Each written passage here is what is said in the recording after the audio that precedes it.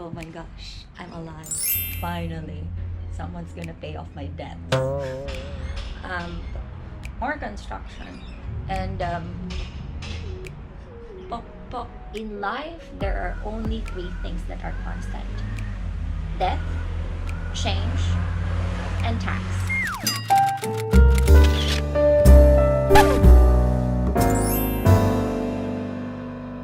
Okay, so hi guys, welcome back to my channel. I'm Twinkle Chaves and I'm here to talk about rental. How rental works. So Property Investment 101 again. Shout out to Darwin Burgos. Our agent-client relationship has gone beyond. Wow. It sounded so bad, but I really wish you all the success in life.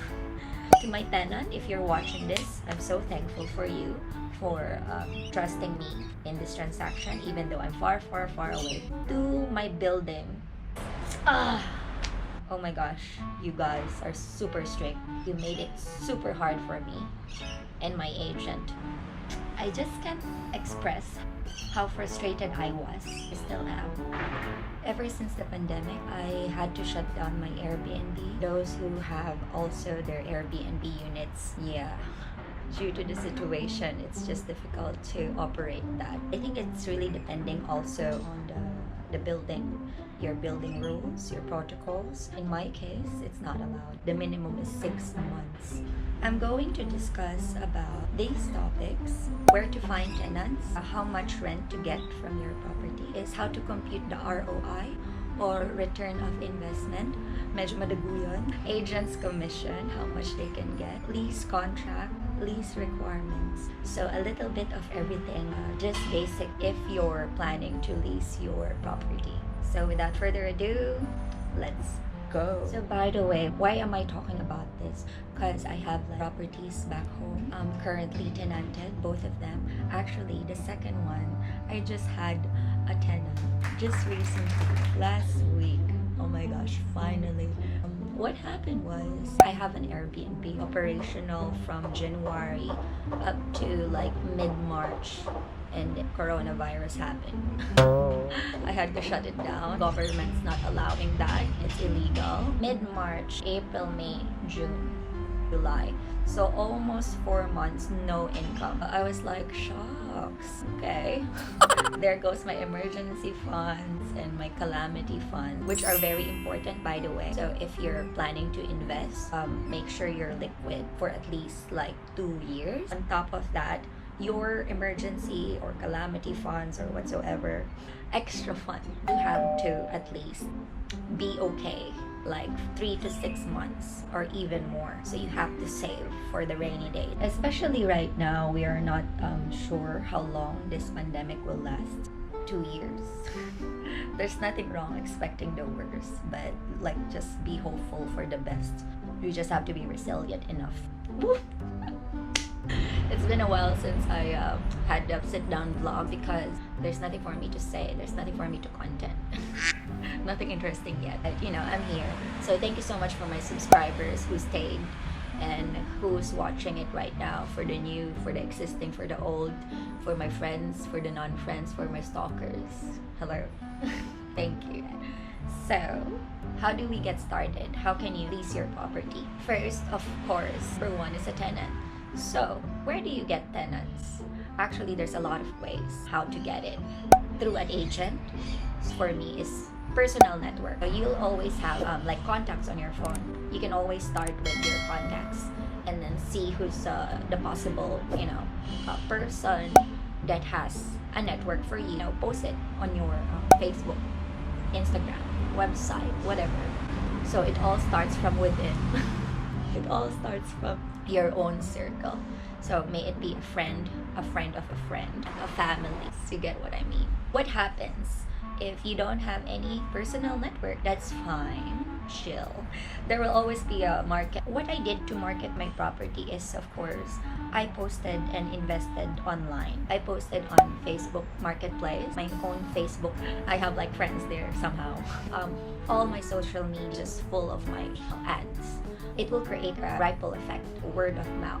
Sooner or later, it reaches to an audience, a certain type of audience. Also, you can post on Facebook groups. There are a lot of Facebook groups nowadays that are specializing in rental, like type properties for rent, properties for sale, Manila properties for rent, whatever. So try to spam. Kidding. Try to post on those groups. Like, I think Facebook allows 10 posts a day, so try to do that as well, just so you can expand your market and your exposure. You can also post on bulletin boards of the building, or like Facebook pages as well of the building. If someone went to the property or your condo, and then at the lobby they will see like announcements and everything else, at least your unit details are there. You just have to ask the admin how you can post. Yeah, if all else fails, the free stuff fails for you, you can always use rentpad, rentpad.com.ph. I've been using it for 2-3 months, and so far it's very effective, especially if you pay for it, because actually it's free. It's just that you want to boost your listing, you have to pay. It comes with a price.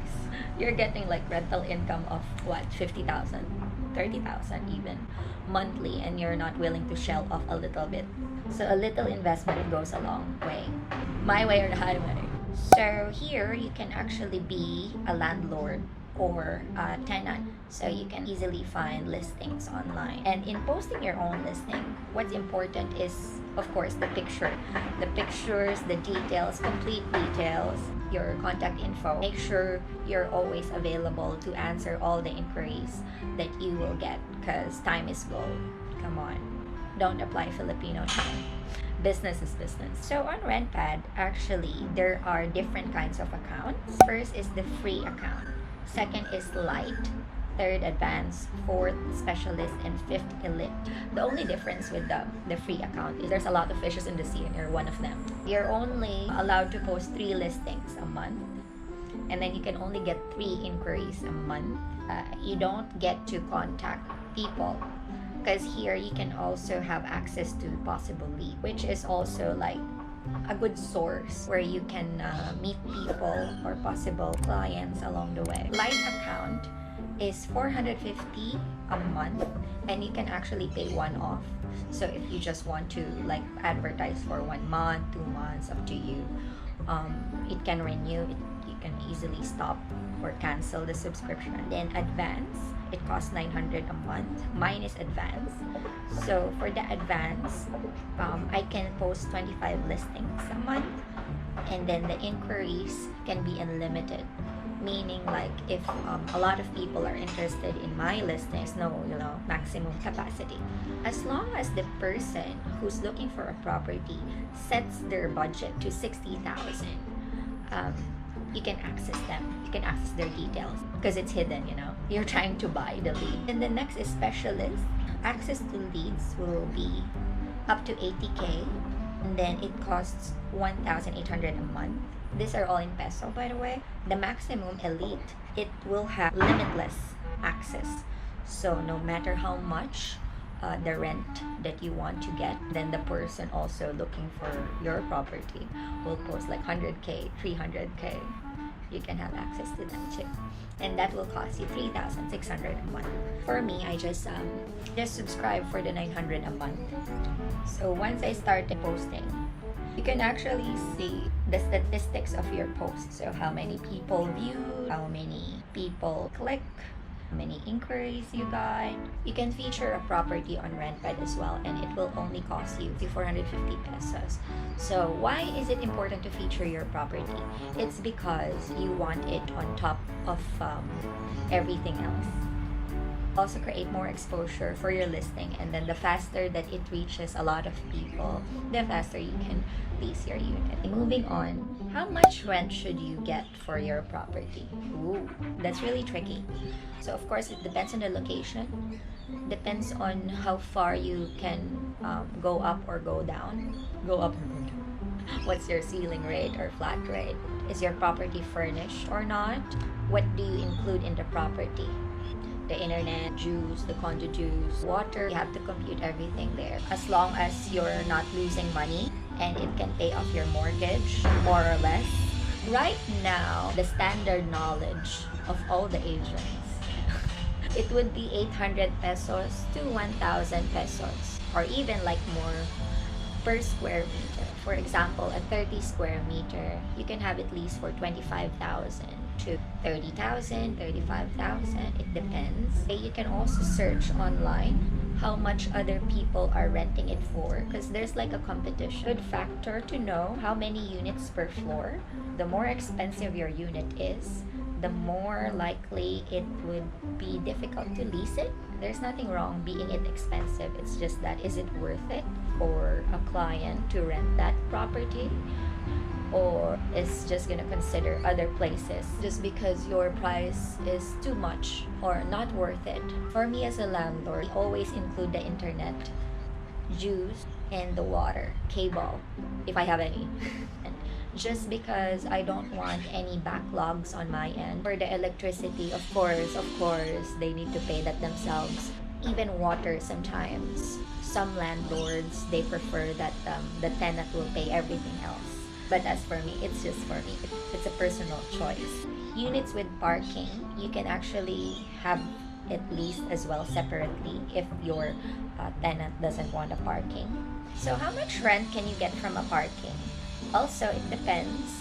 So right now, I think the rate would be 5,000 pesos to 8,000 pesos for a parking alone, because parking is also included in the condo dues that you are paying for. So once your unit has a tenant, and if you happen to have an agent, how much commission should the agent get? Normally, in a year's lease, the agent gets 1 month out of that lease. 50,000 monthly. Your unit is leased for 1 year. You give the agent a commission of 1 month. For 6 months, give the agent half of 1 month commission. They don't do this, but in case lease for 3 months, 25% of 1 month. And then every time the client renews, it's really up to you, or it depends on your agreement with the agent if you need to give him still. But usually, yeah, you have to. So that's the agent's commission. You have option to increase your rental rate every year. It's at least 3%, I suppose. What's next is, of course, the paperwork. Lease contract. It's a template, actually, that everything is there. You can edit the details. You can edit, like, clauses. I don't know if you want a copy. Who prepares that? Well, the agent prepares that for you. So once you have your contract, you have to notarize that. Usually, it's 3 copies.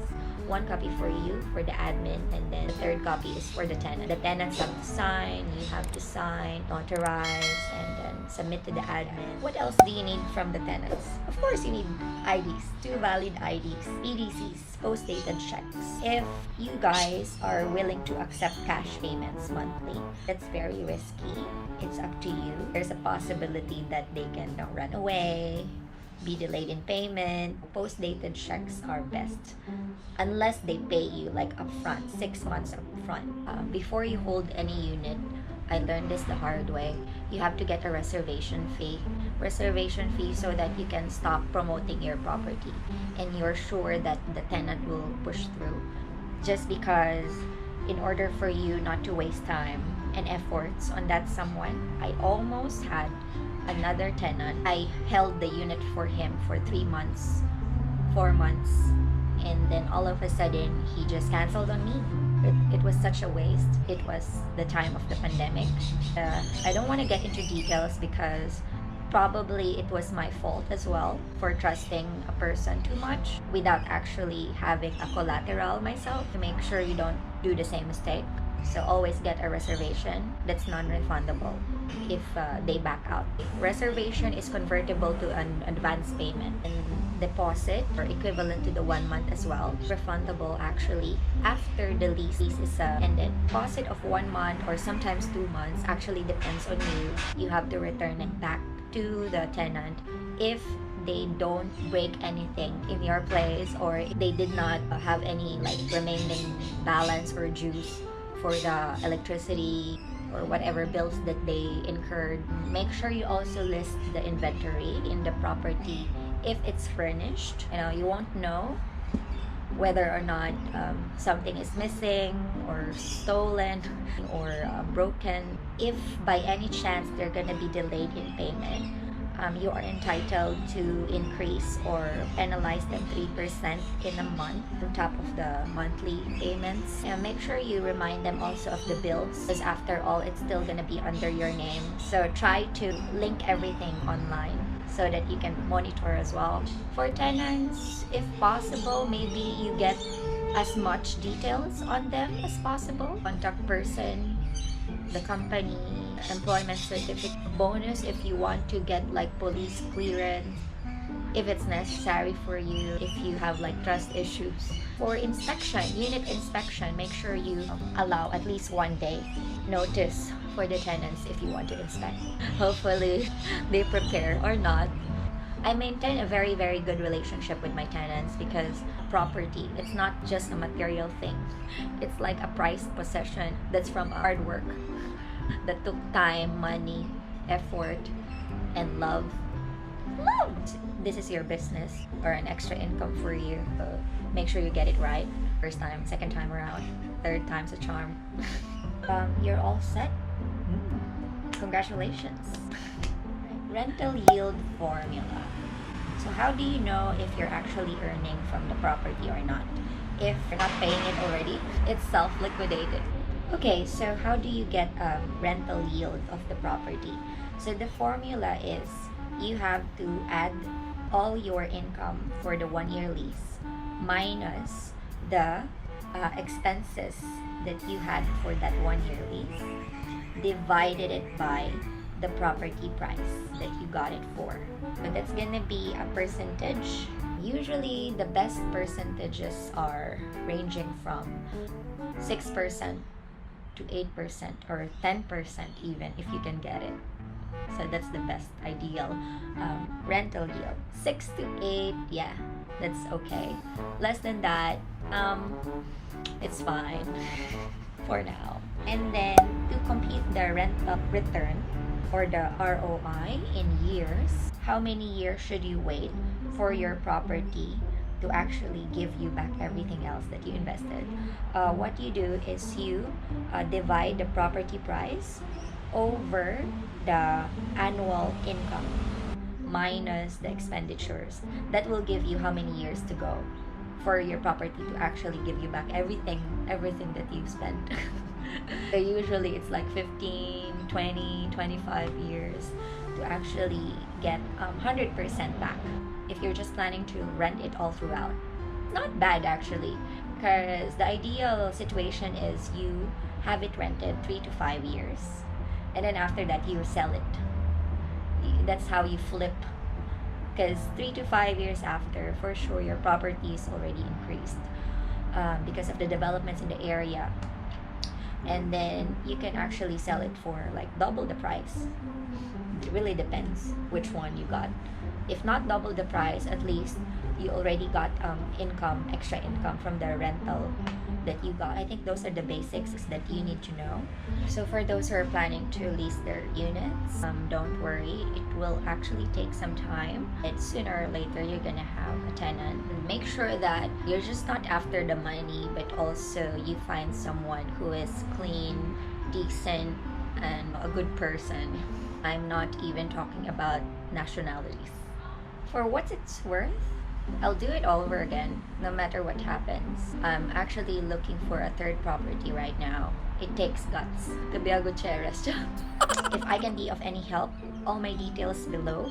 You can easily contact me. I'll be glad to assist and also answer all the comments, suggestions, violent reactions, haters, hate comments. Yeah. So I'll see you next vlog, and hopefully you learned something today.